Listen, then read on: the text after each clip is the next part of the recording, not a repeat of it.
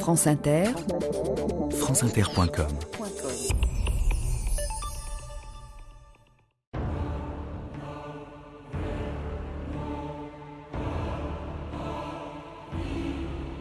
Le présent est pour les forts et l'avenir est pour les vertueux. Homère est encore et sera toujours actuel. La Bruyère.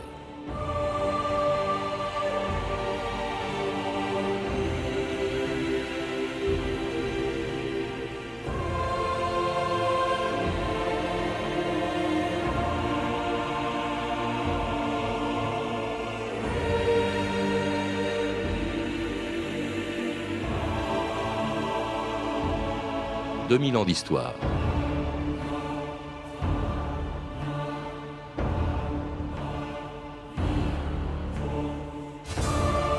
C'est une histoire que tout le monde connaît, celle d'une ville assiégée pendant 10 ans pour les beaux yeux d'une femme, et l'aventure d'un homme qui fit un très long voyage pour revenir dans son royaume et retrouver sa femme. L'Iliade et l'Odyssée, dont les héros s'appellent Hélène, Achille, Priam, Hector, Paris, Agamemnon, Ulysse, Télémaque et Pénélope.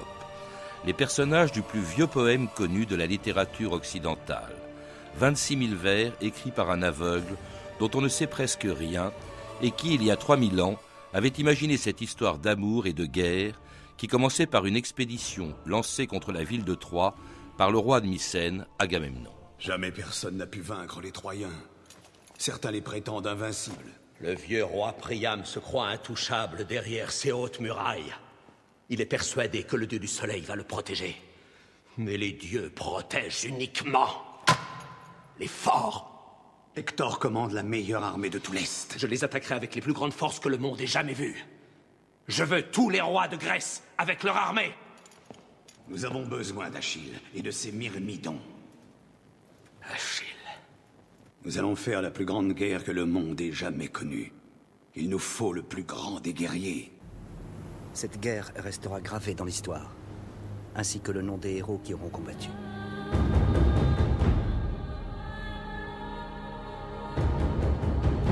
Et cette guerre, la guerre de Troie, est restée gravée non seulement dans l'histoire, mais dans la littérature. Patrick Morantin, bonjour. Bonjour. Alors vous êtes le commissaire d'une exposition sur Homère qui se tient actuellement à la BNF. Homère qui est sans doute l'auteur le plus célèbre de toute l'histoire de la littérature, et pourtant, grâce à ses œuvres, et pourtant de lui on ne sait pratiquement rien. Oui, et je crois qu'il faut aussi rappeler qu'Homère ne parle jamais de lui-même, ce qui est un fait très étonnant pour nous aujourd'hui, qui sommes habitués à voir les auteurs, les écrivains parler beaucoup d'eux-mêmes. Eh bien, Homère ne dit rien de lui-même, ce qui étonnait déjà les anciens et ce qui était un sujet d'admiration. Et même Aristote, dans sa poétique, considère ce silence d'Homère comme une qualité, comme une qualité supplémentaire et comme une cause de la beauté de l'œuvre, puisque le poète permet en quelque sorte d'augmenter, une représentation encore plus vive, plus grande dans ses poèmes. Alors aujourd'hui, on a peut-être un peu trop tendance à dire qu'on ne sait rien d'Homère. Ce qui serait peut-être plus juste, c'est de dire qu'on ne sait rien de certains. Parce qu'après tout, reste sa légende, qui est assez riche.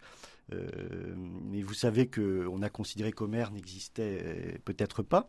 Pour les anciens, il n'en était pas ainsi. Ils n'ont jamais douté de l'existence d'Homère, même si sa légende revêtait des aspects contradictoires. En tout cas, aujourd'hui, ceux qui considèrent qu'Homère a existé pensent qu'il aurait vécu aux environs du 8e siècle, avant Jésus-Christ. Que c'était un poète, un aède, on disait en Grèce, oui. C'est-à-dire qu'il chantait c'est des poèmes. Oui, c'est-à-dire que sa poésie relève vraiment de l'oralité. Et Homère lui-même, dans l'Odyssée, met en scène ces aèdes, Phémios et surtout Démodocos, qui est représenté, qui plus est aveugle et chantant.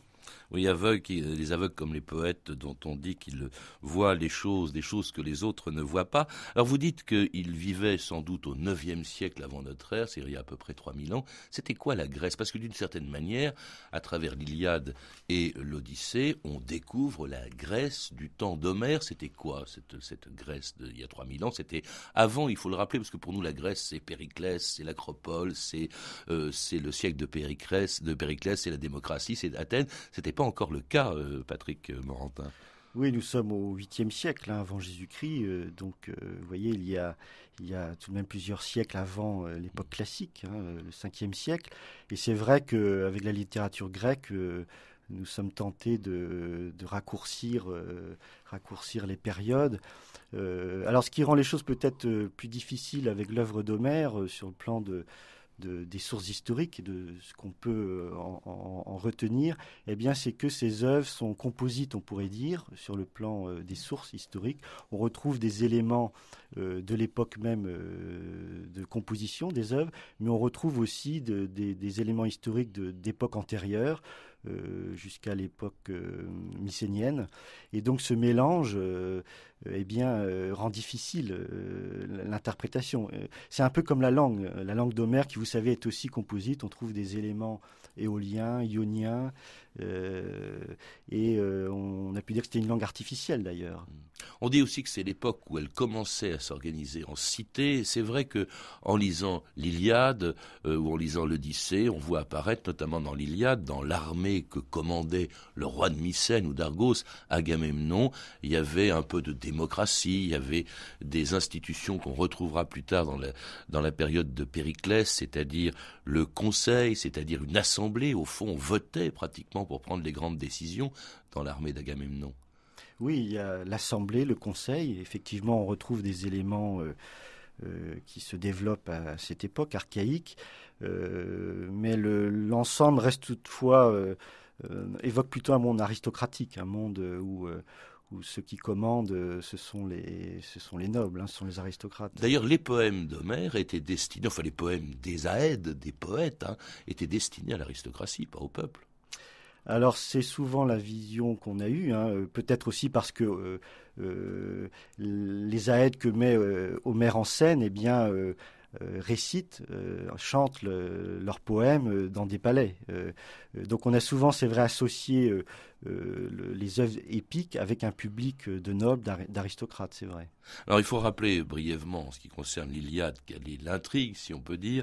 Il s'agit tout commence avec l'enlèvement de la femme du roi de Sparte, Hélène, le roi de Sparte étant Ménélas, qui va se plaindre auprès de son frère Agamemnon, qui décide de coaliser, on a entendu dans cet extrait de film tout à l'heure, tous les Grecs, toute une armée en tout cas, pour aller se venger en faisant le siège de la ville de Troie. Et c'est le début d'un très long siège qui a duré une dizaine d'années jusqu'à ce que la ville tombe entre les mains des Grecs grâce à une célèbre ruse imaginée par Ulysse. Depuis plus de 10 longues années, les Grecs assiégeaient Troie. Lorsqu'un jour, les Grecs, on ne sait pourquoi, se lassèrent et abandonnèrent un soir leur retranchement. Et sur le camp déserté, il ne resta plus qu'un immense cheval de bois. Oh, Troyens, pourquoi l'avoir fait entrer dans vos murs? Oh, Troyens, ne saviez-vous donc pas que dans ce ventre sans entrailles, Ulysse, l'astucieux Ulysse, préparait votre défaite? Les dieux avaient abandonné Troie à son destin. Dans les murs de la citadelle retentirent les cris du massacre. Les soldats de Troie, encore ivres de leur victoire, furent sans défense. Et grand fut le carnage. Et c'était l'extrait d'un des très nombreux péplums qui sont inspirés de l'Iliade. Alors, il est question là de la prise de Troie par le fameux cheval imaginé par Ulysse, cette fameuse ruse. Mais en fait, et on l'oublie toujours, dans l'Iliade, ce n'est pas toute la guerre de Troie, ce ne sont pas les 10 ans de siège, mais c'est une toute petite partie, en fait, de ce siège qui est raconté par Homère. Oui, le sujet de l'Iliade n'est pas la guerre de Troie. Et c'est Homère lui-même qui nous donne de façon très précise le sujet de l'épopée, c'est la colère d'Achille. L'action du poème lui-même est brève. On peut compter environ une cinquantaine de jours. Donc c'est une erreur. La colère d'Achille, il faut peut-être rappeler pour quelle raison? Eh bien parce que Agamemnon, le chef de la coalition, le chef de la coalition des Grecs, a pris la captive Briséis qu'Achille avait gagné en quelque sorte comme butin. Donc il a été déshonoré d'une certaine façon et Et c'est ça le sujet de l'Iliade. Alors c'est souvent une erreur qu'on fait en évoquant l'Iliade, de l'associer, de la considérer comme purement et simplement l'histoire de la guerre de Troie. Et on retrouve par exemple cette tendance dans le film Troy de Brad Pitt, que vous avez peut-être vu. On a entendu un extrait au tout début de l'émission. Où dans ce film, eh bien, les scénaristes ont essayé de raconter toute l'histoire de Troie, depuis l'enlèvement d'Hélène jusqu'à la mort d'Achille. Ce qui, du point de vue artistique d'ailleurs, je pense est une erreur de vouloir tout raconter de cette façon. Alors donc, il y a eu, c'est un moment simplement de cette guerre dont on s'est demandé si elle avait eu lieu et si même Troie avait vraiment existé. Patrick Brandin, est-ce que je sais qu'on a cherché, des archéologues ont cherché le site de Troie pendant des années. En fait, on n'a trouvé ça que très tardivement, à la fin du 19e siècle. Alors les anciens eux-mêmes ne doutaient pas de l'existence de la guerre de Troie. Mais c'est ce qui a rendu célèbre ces recherches à l'époque moderne. Eh bien, ce sont celles entreprises par Heinrich Schliemann à la fin du 19e siècle. C'était un commerçant allemand. Oui, quelqu'un de très original qui de manière non conventionnelle, on pourrait dire, s'est entrepris de montrer que Troie avait existé, que Homère disait vrai. Alors il y a eu d'autres campagnes de fouilles par la suite, et encore récemment, dans les années 80-90, l'archéologue allemand Manfred Korfmann a mené des fouilles très importantes. Ce sont les plus longues qui ont été jamais menées à Troie, et ces recherches ont confirmé que dans l'une des couches d'Isarlik, vous savez, ce lieu qui se trouve en Turquie, de côté de Troie, dans la partie asiatique de la Turquie. Oui, donc ces dernières recherches auraient confirmé que la Troie homérique existait bien. Ceci dit, comme le plus souvent en ce qui concerne Homère, eh bien, ces conclusions ont été contestées. Je crois que c'est une constante des études homériques, ces polémiques, ces contestations, et même ces conclusions qui sont pourtant très convaincantes, eh bien, ont donné lieu à des débats qu'on peut dire homériques. D'autant plus que les chercheurs ont découvert non pas une ville de Troie, mais plusieurs superposées. Évidemment, avec le temps, on construisait une ville sur une autre et on ne sait plus très bien laquelle a finalement été assiégée. De même qu'on ne sait pas très bien qui étaient ces Troyens dont parlait Homère. Et assez curieusement d'ailleurs, Homère, dans l'Iliade en tout cas, ne parle jamais des Grecs. Il parlait toujours des Achéens, comme si, au fond, c'était une espèce de guerre civile. Il y avait d'un côté les Achéens et deux autres les Troyens, qui étaient tous des Grecs. Est-ce que c'était des Grecs, les Troyens ? Alors, d'après des travaux assez récents, il semblerait que ceux qui détenaient la citadelle de Troie, qui détenaient Troie, dépendaient de l'Empire hittite, mais d'une façon assez souple, ce qui a permis cette prospérité de la ville de Troie. Mais ce qui est remarquable chez Homère, en tout cas, c'est que il n'y a pas les Grecs d'un côté, les barbares de l'autre. Les Troyens adorent les mêmes dieux, parlent la même langue. Et il n'y a pas non plus les bons et les méchants. Il y a une sorte d'impartialité d'Homère. Oui, c'est pas un western. Voilà, ce n'est pas du tout un scénario à la Hollywood. Et c'est ce qui fait d'ailleurs la profondeur de l'œuvre. Et certains héros comme Hector sont très valorisés.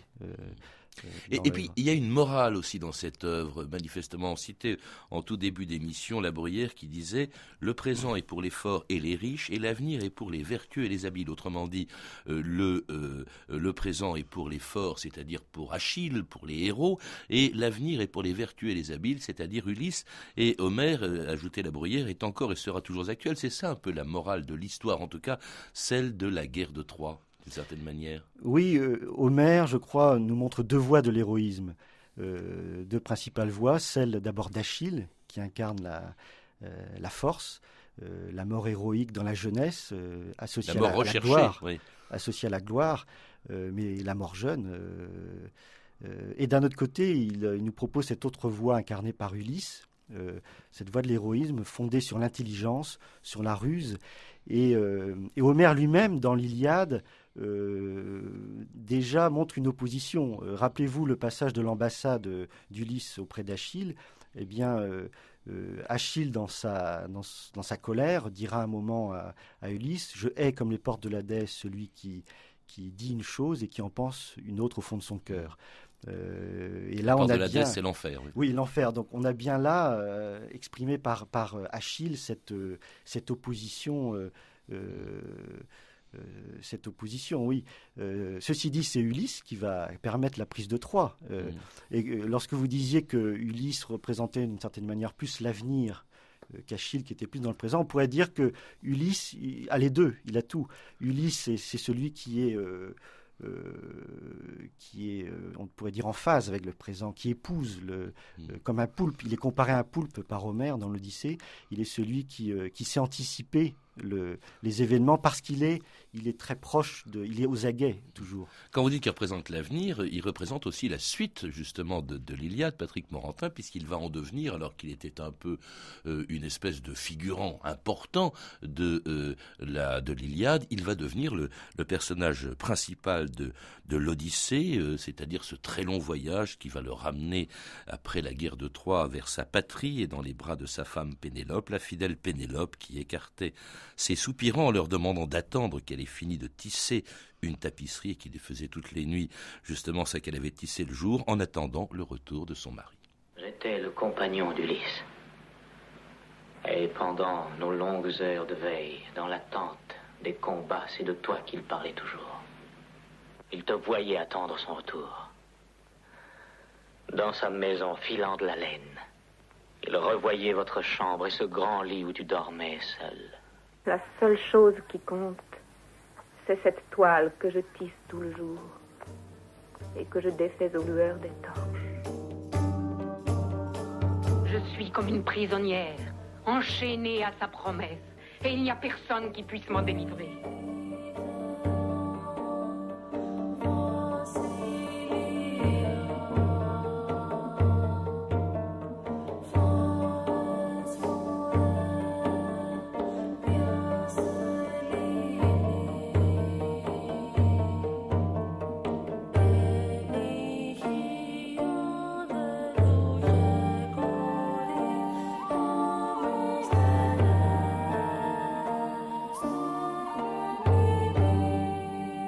Un chant grec inspiré par l'Odyssée, qui est un poème très différent, tellement différent de l'Iliade d'ailleurs, Patrick Morantin, qu'on s'est demandé si c'est la même personne, autrement dit Homère, qui avait écrit et l'Iliade et l'Odyssée.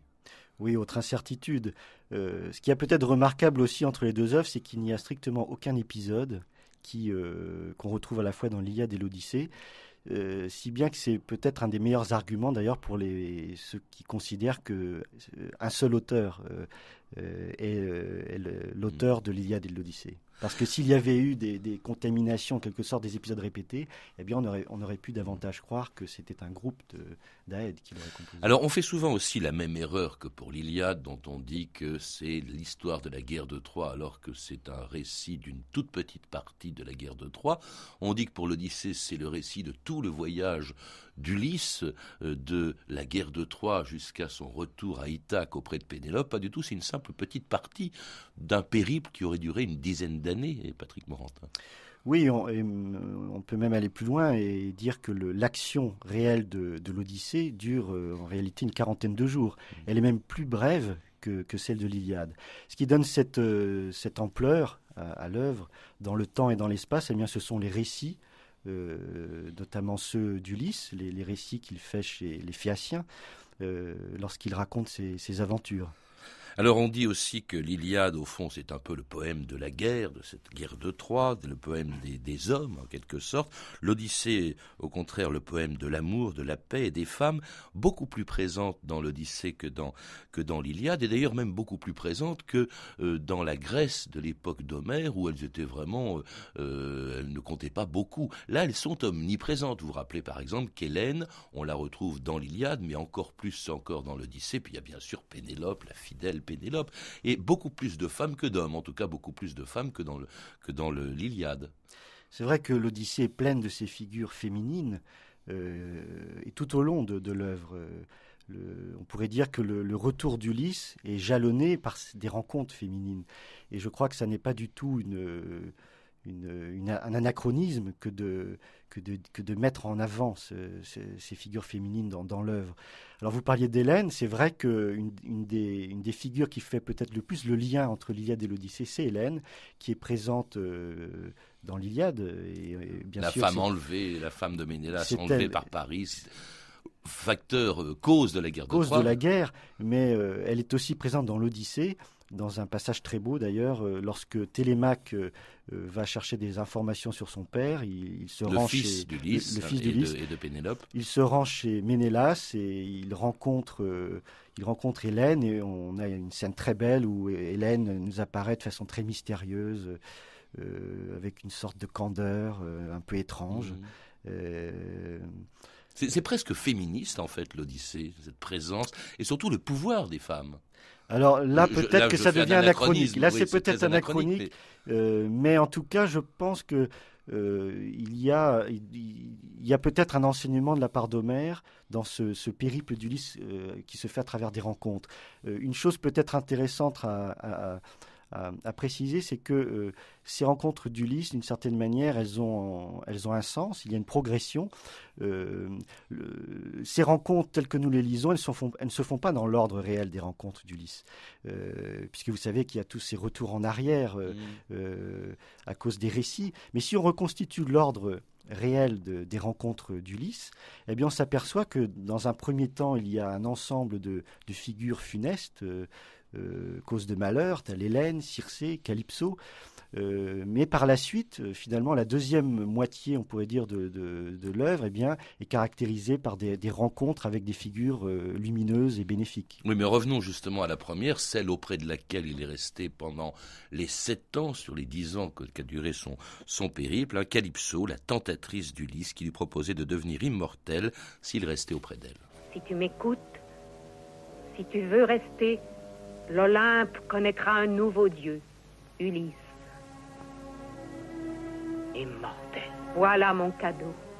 Le plus grand cadeau qui ait jamais été fait à un homme. Non. Le seul cadeau royal, c'est la vie. Il est loin le temps où je ne pensais qu'à livrer des combats, où j'essayais de vaincre la fureur des flots. Je resterai celui qui a combattu les dieux et qui n'a jamais été vaincu. Je voudrais que plus tard, si les hommes un jour parlent de moi, qu'ils en parlent avec orgueil et me considèrent comme un des leurs. Ça aussi, c'est une morale, c'est la morale d'Homère, c'est le choix, contrairement à celui d'Achille qui voulait la gloire, quitte à mourir, mais devenir immortel par la gloire. Lui, il veut une vie humaine et il va la rechercher auprès de sa femme. Ça, c'est vraiment la morale de l'Odyssée, en fait, Patrick Morantin. Oui, et nous avons là aussi un trait caractéristique de la personnalité complexe d'Ulysse. Ulysse est ce héros à la fois proche du divin. Il affronte ces figures de l'inhumain que sont les sirènes, le cyclope. Il partage la couche de déesses comme Calypso et Circé. Mais en même temps, une demi-déesse, c'est une nymphe. Ah oui, mais c'est une déesse quand même. Oui. Mais tout en ayant cette proximité avec le divin, qu'il recherche d'ailleurs par sa curiosité, eh bien, il est le héros le plus humain d'Homère. Et il est celui qui refuse l'immortalité que lui propose Calypso. Il refuse l'éternelle jeunesse et finalement il préfère la condition humaine dans sa décrépitude, son vieillissement. Et il dit lui-même à Calypso, mais Pénélope est moins belle que toi, moins grande, elle vieillit, mais je la préfère, je préfère retourner dans ma patrie. Et quitte à défier les dieux omniprésents, ce que nous enseigne aussi l'Iliade et l'Odyssée, c'est la présence évidemment des dieux, alors qu'ils prennent parti, un peu comme des supporters dans un match de foot. Il y en a qui sont pour les Troyens, d'autres pour les Achéens, il y en a qui défendent Ulysse, c'est le cas par exemple d'Athéna, d'autres qui sont plutôt du côté de ses adversaires et qui lui mettent des bâtons dans les roues, comme Aphrodite, comme Poséidon. C'est assez marrant cette présence des dieux dans l'œuvre d'Homère. Oui, ils sont très présents, ils sont tout puissants, mais en même temps, une caractéristique de ce qu'on pourrait appeler la théologie d'Homère, c'est que les héros ont leur part, ils ont leur moire en grec, et les dieux ne peuvent pas enfreindre ce destin. Et lorsque l'heure est venue pour un héros de mourir, eh bien, il mourra. Je crois que c'est important aussi de se rappeler que, à côté de cette toute-puissance, cette omniprésence des dieux, il y a la part de destin que possède chaque héros. Et le soutien quand même, par exemple, de Athéna, qui va permettre à Ulysse de surmonter toutes les épreuves qui l'ont attendu avant qu'il rejoigne, qu'il retrouve sa femme Pénélope. Athéna, je te remercie. Divine ou divine déesse, amie de la fidélité terrestre, toi qui as soutenu mon attente et protégé notre maison, sois remerciée de son retour. Pénélope. Ulysse, Mon absence a été bien longue. Pourras-tu me la pardonner? tu es de retour, enfin pour toujours. Alors c'était le retour d'Ulysse à Ithaque, la fin de l'Odyssée, qui nous fascine toujours, Patrick Morantin. Ça fascine les géographes qui se sont mis à chercher partout les lieux par lesquels Ulysse avait pu passer. Calypso, ce serait près du détroit de Gibraltar. Il y a aussi Charybde des Scylla, c'est le détroit de Messine. Les lotophages, les mangeurs de lotus qui se trouveraient du côté de l'île de Djerba. Mais ça passionne pas seulement les géographes, ça passionne aussi les écrivains. Car ce qu'il y a d'extraordinaire, c'est comment est-ce que ce poème, qui est un poème chanté, a pu se transmettre comme ça de génération en génération, Patrick Morantin? Eh bien, c'est une longue histoire, et on peut même dire que c'est la plus longue histoire d'un texte pour nous Européens. Pour ce qui concerne l'Antiquité, là encore, il y a beaucoup d'incertitudes. Ce qu'on peut peut-être dire de la façon la plus certaine, eh bien, c'est que le texte a été fixé, enfin en tout cas, il a été fixé au VIe siècle avant Jésus-Christ, à Athènes. Il y aurait une édition officielle établie à Athènes. Sur des volumens, c'est-à-dire des rouleaux de papyrus ou de parchemin, qu'on appelait les volumens, oui. qui étaient manuscrits. Voilà. Ceci dit, auparavant, il se peut que les œuvres d'Homère aient été mises par écrit. On peut imaginer que des rhapsodes, notamment les Homérides qui prétendaient descendre d'Homère, possédaient des manuscrits de l'Iliade et de l'Odyssée, mais c'est très controversé.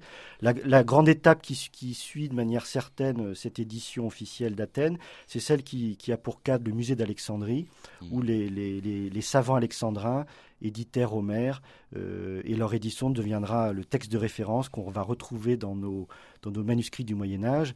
Mais je crois important aussi de rappeler que en évoquant ces manuscrits du Moyen-Âge, que le texte grec que nous lisons aujourd'hui, le texte de l'Iliade et de l'Odyssée, repose entièrement sur des manuscrits du Moyen-Âge. Alors ça a inspiré ensuite énormément d'écrivains, ça a été imprimé bien sûr à partir du XVe siècle, ça a inspiré d'autres poèmes, des chansons de gestes, ça a inspiré aussi Dante, ça a inspiré beaucoup plus tard Giraudoux, Joyce ou encore Primo Levi dont nous parlait Pierre Vidal-Naquet dans 2000 ans d'histoire en 2004, 2 ans avant sa disparition.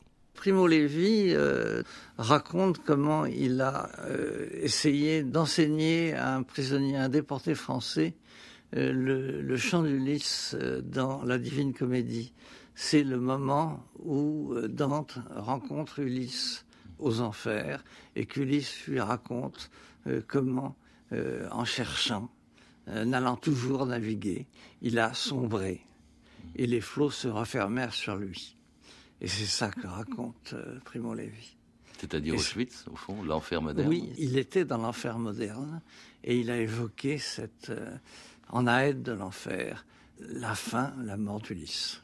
C'est une des scènes les plus évocatrices dans l'œuvre de ce grand écrivain.